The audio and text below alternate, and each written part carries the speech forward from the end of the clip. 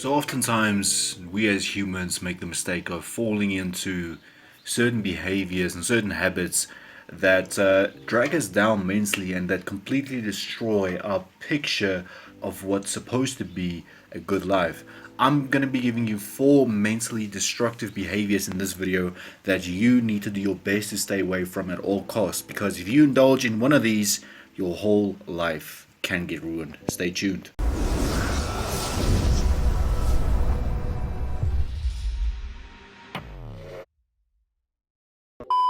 Look, I get it. We're all human. We're not perfect. We all make mistakes. We all tend to have one or two, habits that might not be doing us good. Holy Jesus. What is that? What the f is that? But this video is going to outline 4 very important destructive habits that I've seen destroy many people, especially mentally. And the first habit that I want to talk about is indulging in pornography. And this is such a taboo topic. This is such a thing that people don't want to talk about and don't want to address. But essentially, indulging in this type of content destroys your relationship. It destroys your idea of what a relationship is supposed to be. It destroys your picture of what an ideal relationship is supposed to be. Because now, while indulging in this type of content, you basically tell your brain that this is all that a relationship is about. This is what it's supposed to be like. This is how it's always going to be. And in reality, that is not the case. So if you are currently indulging or if you have a problem in indulging in this type of content, I do recommend you get some assistance. You speak to someone, you speak to a guidance counselor if you're still at school, you speak to someone who you trust, because the sooner you can get rid of that habit, the better for your mental health, because the greatest mental impact this will have is on your relationship. And that is a pure fact. That is something that I've seen throughout the years with many of my peers. Many people I know have been negatively affected, including myself. When I was a teen, I was affected by it to a very great degree. But as soon as I got rid of it, as soon as I stopped indulging in it, my whole life just kind of leveled up. My mental clarity it was better.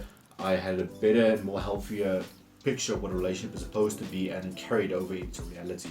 So don't be ashamed. It happens to, I would say, 90% of men. Those who say they've never indulged in it are probably lying.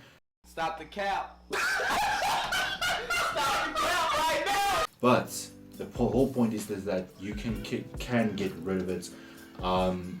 And there's nothing that's supposed to be holding you back from kind of getting rid of that.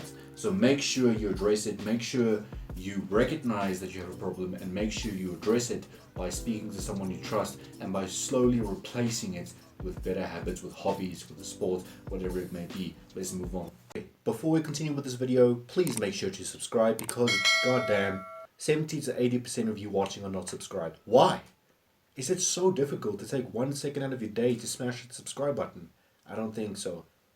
And you take 1 second out of your day and you get valuable content like this. I mean, what's there to think about? Smash the subscribe button. Let's go. Another habit that I notice among many people, and that I myself used to fall victim to, is comparison to others. Comparison to people, who are at the elite level of what they do. I mean, take fitness for example. A lot of young men and young women are comparing themselves to IFBB professional bodybuilders, and that's not a realistic comparison to make, because that is literally their life. Is literally what they do year in, year out. Except if you want to be a professional IFBB pro bodybuilder, by all means do that comparison. But if you're just the regular guy, the regular girl going to gym just to feel good, just to look good, that isn't necessarily the perfect comparison for you to be making. You need to be focusing on your own journey. And I'm not only talking about fitness, I'm talking about comparison. I always, and I will repeat it once again for those who have not noticed it yet, I will say this, that social media is the highlight of people's highlights. The peak of the peaks is what they post on social media. They never post their everyday life on social media. They never post the downs on social media. You know what I mean? So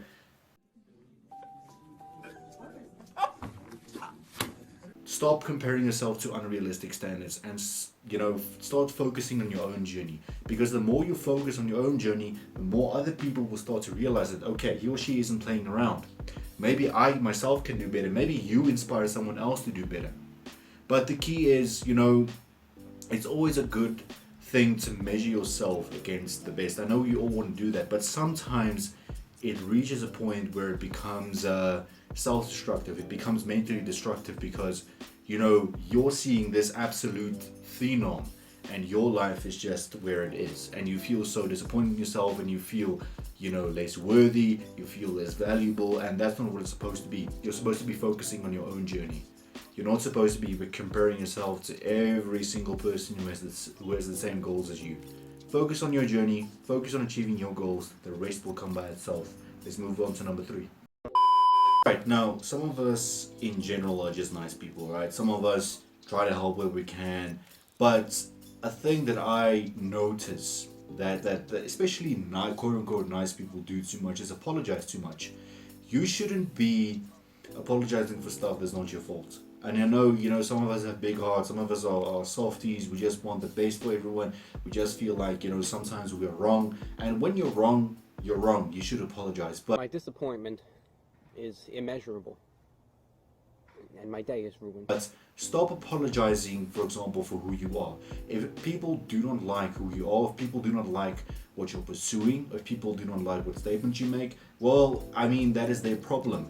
I also don't agree with everything other people do. I also don't agree with certain points of view and certain ways in which people view themselves. Let's not get into that, but I disagree with that also. But I keep it to myself.